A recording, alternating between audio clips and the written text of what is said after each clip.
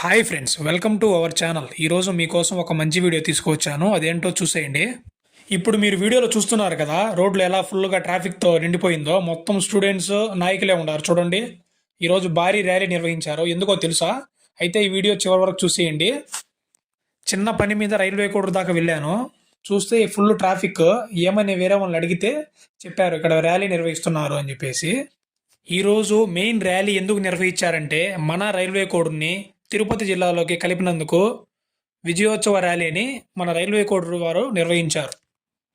అలాగే ఈ విజయోత్సవ ర్యాలీకి విద్యార్థులు, నాయకులు పెద్ద ఎత్తున పాల్గొన్నారు. చూడండి వీడియోలో మొత్తం ఫుల్ ట్రాఫిక్తో నిండిపోయింది మొత్తం రోడ్లన్నీ.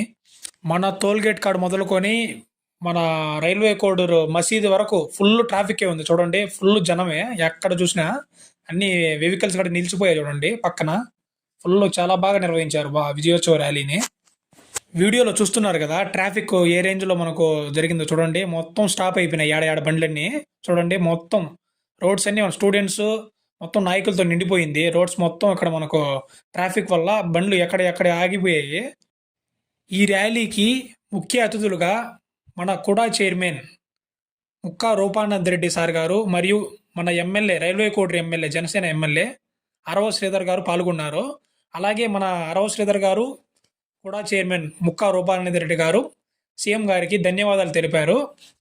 రైల్వే కోడ్ను తిరుపతి జిల్లాలో కలపడానికి ఎప్పటి నుంచో ట్రై చేస్తున్నారు. ఫైనల్లీ రైల్వే కోడ్ ప్రజల కళ నెరవేరింది. Thank you CM sir and thank you one and all. Thank you so much.